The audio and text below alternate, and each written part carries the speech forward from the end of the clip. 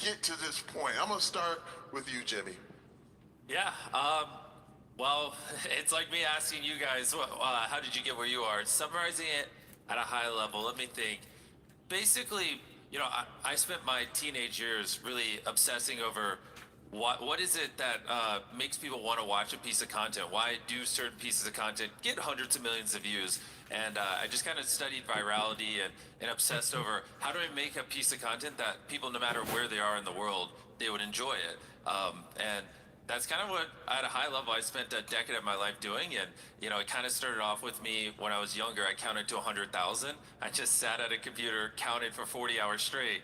And people all around the world were like, what is this idiot doing? And then from there, as I started making money, I started giving it away, doing philanthropic things and doing these bigger and bigger spectacles. And that montage, it showed I buried myself alive for 7 days. So he dug a coffin, put it 10 feet underground, buried me alive for a week. And we just kept doing cooler pieces of content where no matter where you are, if you're, in Asia or America or the Middle East, someone burying themselves alive or someone ordering some food on a delivery app and then tipping the person $1 million. That's content that you find entertaining. And so just really obsessed over how to make global entertaining spectacles that people would enjoy. And yeah, I've been doing that since I was 11 years old. I'm 17 now, and here we are.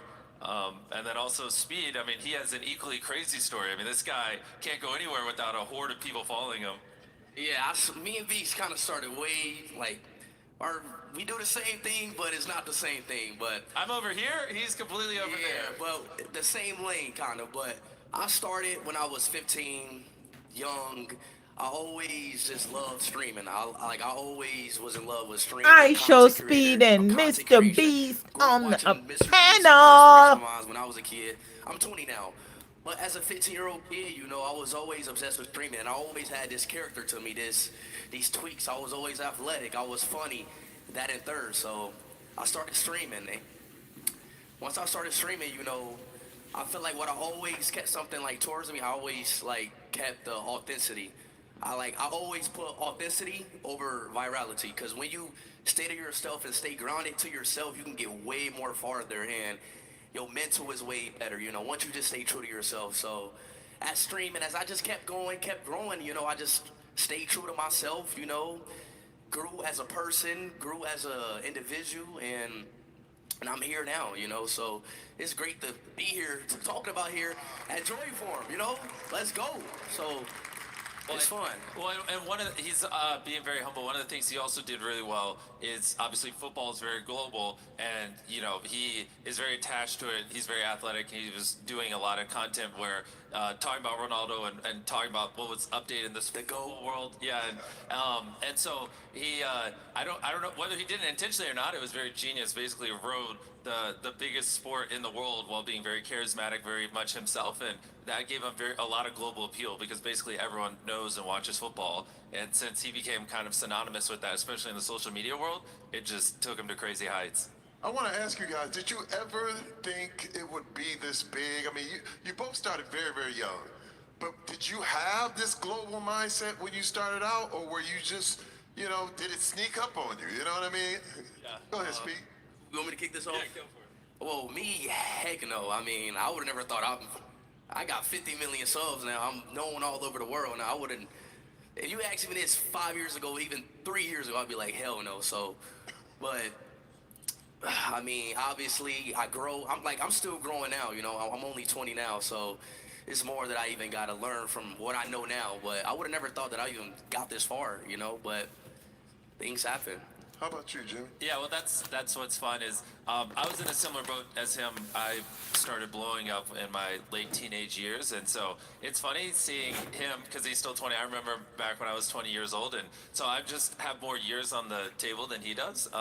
But yeah, when I started when I was 11, I was just like, oh, I want to be able to provide for my mom. Like that would make me elated. Now I have like 500 employees, and we're scaling rapidly, and it's definitely crazier than I ever could have imagined. And but the crazy thing is, it's just social media platforms are just growing year over year, and as they get bigger, so do our audiences, because we're the largest creators, and so it's pretty wild. Like if you think about it, 20 years ago, there wasn't there wasn't like a TV show that people all across the world watched. There wasn't like every country has its own TV networks and stations, and so it wasn't really possible to have this much reach where an average one of our videos will get 250, 300 million views. So you can grab 33 random people anywhere on the planet, and on average, one of them has seen our newest video, which is kind of crazy when you think about it. But that just wouldn't have existed decades ago because there was no media and there was no channel where that could happen. And so that's the beauty of social media is like a website like YouTube. They're probably at 2.5 billion monthly users now. So, that's over a third of the world or around a third of the world. And so if these trends keep continuing and social media platforms keep growing, the largest creators are just able to reach, literal percentage points of humans alive. And it's this is all relatively new things that we're seeing flush out in real time. And so it's pretty crazy. No, I see this time. This is what I love about what you're saying when you're talking about the growth of the social media platforms. I'm a little older than YouTube. Maybe just a smidge. Just a smidge. I started out in the sports world. I was a football player who didn't start acting until I was 30, and didn't know it was my gift. Didn't know, but it was a different time then. Back then, when the celebrities. Hollywood basically told you who the celebrities were, and you believed them. But what I like now is that the shine is off celebrity, and you get to pick who you want. It's kind of different. Now, someone who's sitting just like you guys were can be bigger than the Hollywood movie stars. It's never been a time in human history where it's been like that. And that's why I look at this as an opportunity for everybody out there. But see, you guys had to work, man. Hey, I started Tell me. with nothing. I started with a PlayStation 4. And I'm pretty sure any kid out there has a PlayStation or any console in their room. So I didn't have nothing. So you can start off from anywhere, seriously. Like, you don't need the best of the best of equipment. I promise you. When it comes to That's doing real. streaming. And my next question, and you brought it up earlier, authenticity. This question is for both of you. How do you guys keep it real when millions of people are watching you? One thing that a lot of people are really scared of is showing themselves in front of the camera, and showing themselves to the world because, they face ridicule, they face a lot of everything. Talk to me about that process and how you go through it.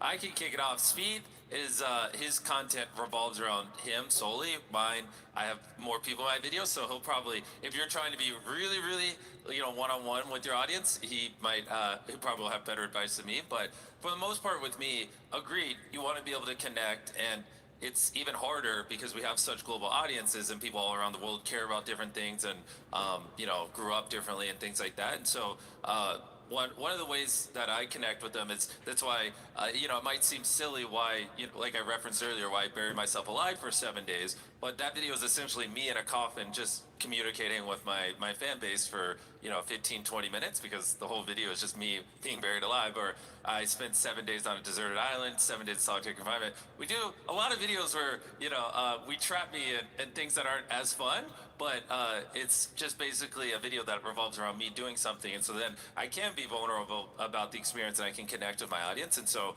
for us, it's just mixing in content that allows you to do it. And it is very important because that is the appeal of social media. Is it's not Speed's not playing a scripted character; he's being himself. So people, like I see some little kids over here. They probably watch Speed stream, and so they know him like they know their friends. They probably arguably know Speed better than they know their friends, just because they've seen him talk more, they've watched him more, and they've heard him speak more. They know more about him, and that's kind of the appeal. If you're not being authentic, people can tell. Like you can't hide it. Like he probably has, I'm just making up a number, but over 10,000 hours of him talking on the internet. Like if he was trying to be someone he's not, people would have noticed. They would have seen a bunch of inconsistencies, and then it just destroys the allure of it. Yeah, I mean, like the thing with me, I'm 24/7 talking with my fans. I'm a streamer, so I got the chat literally attached to my hand, looking at chat 24/7, talking to them. Inside jokes, I see my fans as my friends, so it's like basically talking to your friends. You know, you just gain a connection with them because I'm just with them every day, 24/7, talking to them, and things happen during the stream, and you grow. It's like you growing with your friends, you know. So that's why with me it's super different because I'm just always talking to them. I'm always on the camera, hours. Like I was live for 35 days just recently, 800 hours straight. Wow. So He did a live stream where he went to every state in America, didn't stop streaming for 35 days. He streamed when he was sleeping, everything Yeah. for 35 days straight. So Wow. with that, you just gain just a good bond. You just gain a good connection with them, you know. You know, I can see that. I can see that. This is crazy, man. And I love the connection that you have with both of your audiences. And that is the definition of being authentic. You know, it's funny because I had a question come to me when I had some success after White Chicks and Everybody Hates Chris and Expendables, and people were like, this guy came up to me, he said, hey man, how do you keep up your image? And I said, you don't have one. You just be you. And that's the easiest way to be.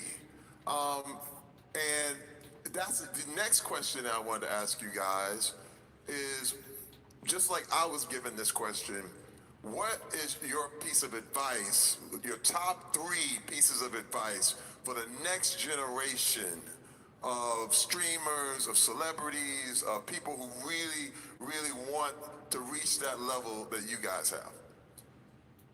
3 things. For one, I would say, obviously this might be the most cliche one, but it really like means a lot. Is be yourself. Like, don't try to become me. Try to become a better me. You know, like don't try to chase on what I did. Do something like become better than me. Don't become like me. Become better than me. So that's the first one that I say. The second one that I would say is Beast. You help me on this. I could jump in and help. Well, I think, yes, that in terms of making the content successful is important. In general, you know, I know this is being broadcasted, and obviously due to our fan base, a lot of younger people are going to see it. I think in general, you should, my biggest thing has always been surround yourself with people who make you what you want to be. You know, obviously if you spent, you know, the next year, a couple hours a day with me and Speed, you would naturally be infinitely more successful as a content creator.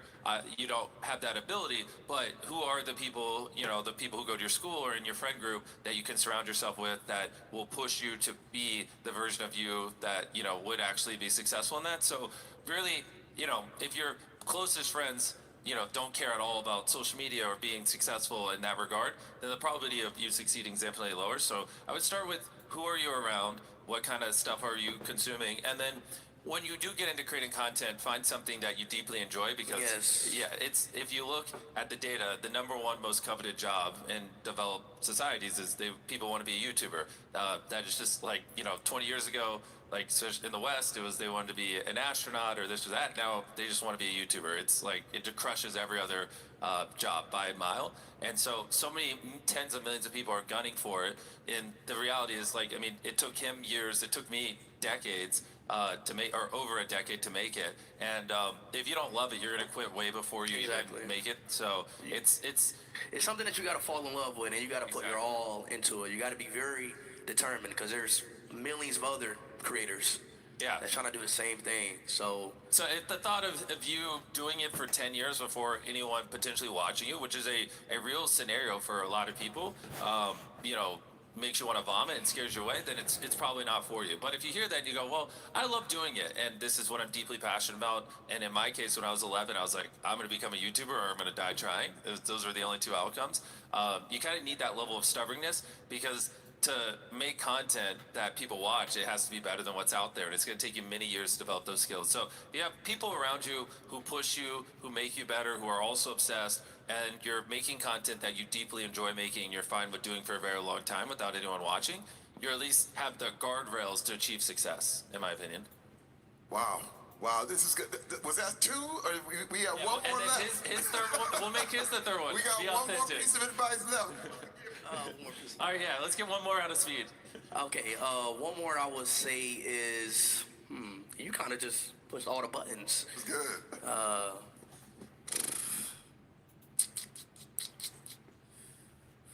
Terry, putting him on the spot. I gotta know. Yeah, what put me on the you spot do. because he kind of like really like generalized it, you know, like to a point. But another one that I could say is when it gets hard, it's going to get hard. It's definitely going to get hard, and it's going to be a point where nothing's growing. It might be a point where you have no viewers. You know, I started off with no viewers. So when you get to that point, that wall, like that wall breaker, it happens to everybody, every creator out there who wants to do this. You know, you just gotta push through that, try something new, and keep going. You know, you gotta find a new lane. So I started off with 0 viewers, 1 viewer, but I kept going. So You know, to allude to the point that you just brought up about it being hard, one thing, I'm gonna add this question because it's not on the list, but, you know, the thing about social media is that it can be unforgiving. And what I mean is the comments. Everybody, you know, you see the comments, you hear the comments. How have you guys dealt with really, you know, bad treatment or comments or, you know, things that can really affect your mental health? This is one thing that I wanted to bring up, especially with young streamers and different things. How have you guys dealt with naysayers or what you call haters? I mean, it got to me to a point early in my career. I wasn't used to it, you know, but at the end of the day, you're on the internet, and people are gonna say whatever they want about you. People are gonna say whatever. They can say whatever about you because you put yourself on the internet. You put yourself in Out the there. shoes. But as growing on the internet and streaming for like the past 5 years, I gotten better at it. But I just tuned to like realize that people are gonna like whatever. Like you can do the best thing in the world, and somebody will still nitpick or say anything bad about that. So what I just started to realize is just, you know, you just got to keep going. You know, you can't listen to it. You know, it don't. Mr. Beast. Yeah, no, I mean, kinda what, like I'll, figure out that. I'll echo on what he's saying and do a +1. And the way I like to view it is exactly what he said. You know, at the scale our audiences is, someone's always going to have an issue with what you're doing. And so it's more a percentage game, right? Like if he does a live stream, 5 million people watch it. You know, if there's only 100 negative comments and there's 10,000 positive ones, then you know Right. you did something right. Like very few things in the world can you get 99% of people to agree on, and so it's just looking because that's where a lot of people run into issues is they'll read 20 30 comments, they'll see 2 or 3 negative ones, and then we'll zoom out and look at the macro and realize it's just a very small percentage. And so if you know, best case scenario, which is easier said than done, and even I relapse, is just to not, you know, get emotional Not when reading it. listen Just to look at those. comments as objective feedback. And, you know, if majority of them are like, this is awesome, then you're good. If, you know, 10, 20% roughly are saying something like, oh, I didn't like this, or I didn't think this was creative enough, you know, ideally you can just turn off your emotion and just internalize it and be like, okay, like, why do the fans feel that way, and then apply it. Easier said than done, but that mental toughness I think helps a lot, and just you know, making sure you're in the right frame of mind when you're scrolling it, and make it a little more objective and less emotional, if that makes sense. That is perfect. And I want to add something to that. Both of those answers were perfect. I'll never forget the first time, you know, I started really getting into my comments. And I saw one, you know, it's like, hey, Terry, you stink. I was like, I'm Mr. Old Spice. So I was saying, what and are then you he did an talking Old about? Spice commercial. I was like, but then, and Wait, then actually, on that, can you still do the peck thing from the Old Spice commercial? that's how I opened the show. I gotta learn that one. I Wait, give how many? You gotta teach me that. I know, I will. How many of Put you- your hands together and just squeeze them together like this. Look at that, it's moving. They're moving. Just squeeze your hands together. There, This is the riveting stuff they came here for. the tutorial. But no, I'm gonna The tell you what tutorial. happened. When I responded to this guy who said you stink, and what was happening is I was getting all into him, and it's what you said. It's like you can't put the attention on the negativity. And I got another comment that said, hey Terry, you know, we love you, and you never answer us back, but you always answer when people say bad stuff to you. And that really affected me. And I love that. realized that. Yeah. I was like, I'm always, I said, now I have to respond to people who like me and really do what I do for them, you know, and that changed my whole frame of mind. It made my experience on the internet a lot better. So that's just me right there. I have another question for you guys. Man, everything is changing so fast. When we look at the internet, you look at AI, you look at, man, 1 minute, everything's primitive. The next minute, you can shout a prompt into a microphone and the images come out jumping and screaming. How are you? Are you ready for the new changes? How are you going to reinvent yourself? Talk to me a little bit about the future of this game. Yeah, I mean, that's a fun one. Obviously, everyone sees it. Things are developing very fast. I think in our cases, I think it'll push people more towards authentic content because I think I saw recently that the amount of AI written articles past the amount of human written articles dropping, and it's growing exponentially. But in the terms of content, as more and more of this stuff that's just trained on models drops, people are going to look more for the authentic stuff. And the beauty of creators like us is we have a long-term brand we built over time where people know that they can trust our videos and they can rely on them, and it's great content. It's just like, when animation came around, it didn't destroy Christopher Nolan films. We still love them. They're still some of the highest grossing movies ever. And so I think it'll be the same case here and push people for more authentic, real content. Yeah, because people will always want the real stuff over the fake stuff at the end of the day. Yes, and then in terms of tools, though, I think it'll be helpful. Like, it's all across what we do. Even something as little as, when we film with 1,000 contestants in our show Beast Games, which actually we shot some of the episodes here earlier this year. It was a lot of fun. Actually, it was in the studio right beside this one. Pretty funny. Yeah, thank you. It was amazing. I was shocked. Your guys' studio space here and just the talent you have here is mind blowing. And so hoping to shoot a lot more here. But in this regard, just on so I was talking about Beast Games. Since we had 1,000 contestants, part of what typical game shows or competition shows would do is they'll just have a story producer walk up to a person, put a camera on them. They're like, "You're the villain, say this. You're this, say this." Whereas we just have cameras rolling 24/7, so we don't have to put words in people's mouths. They can just speak whenever, and we get the footage.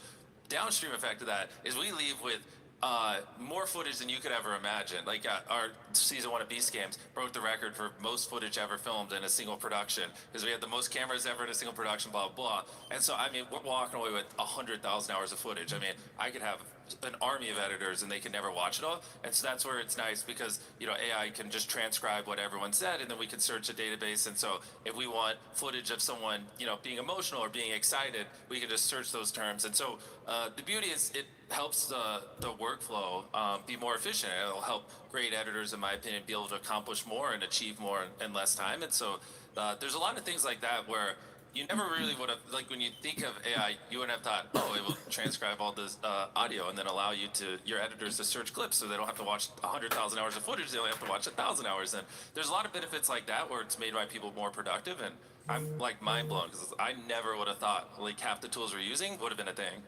Have you ever used any of the AI stuff in your stuff? I mean, have I used ChatGPT? Of course. I mean, who hasn't? No, with the speed though. There's maybe been one time I was in the country and I searched up ChatGPT, what is it to do in this country? Maybe once or twice. But yeah, I did use it once before. I mean, I don't use it. My content is so live and raw. There's no room for me to use that because everything is live for me. Like what I'm going to use AI for. The only instance when I'm live, he does videos and your videos are long for thousands of hours of footage. Mine's is just live. I don't have to edit.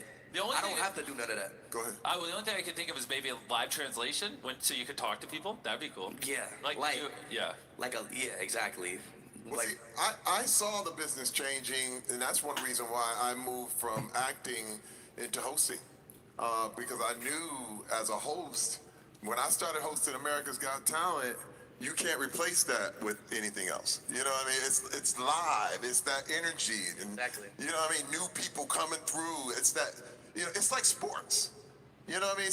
When you see sports, how do you see sports being a part of, because I know with you, the way you really, brought football to America like it's never been before. And you, Mr. Beast, do you guys see yourself involved in any of these new sports that are coming up? Yeah, I mean, Pickleball is, paddleball is one of those big Oh, things. you mean like new sports? Yeah, like new sports. Now you can make one, which is good. Dana White described how he made the UFC, literally created the UFC from scratch a little bit earlier today. You see yourself doing stuff like that? Maybe in the future I might come up with boxing football. So You can race a something whole like lot. that. Yeah. race boxing at the end of each UFC box. Yup. Race boxing. Hit you in the face and then you run, and then they chase you, right? Yeah. We should break to Saudi Arabia. Guys, this is awesome, man.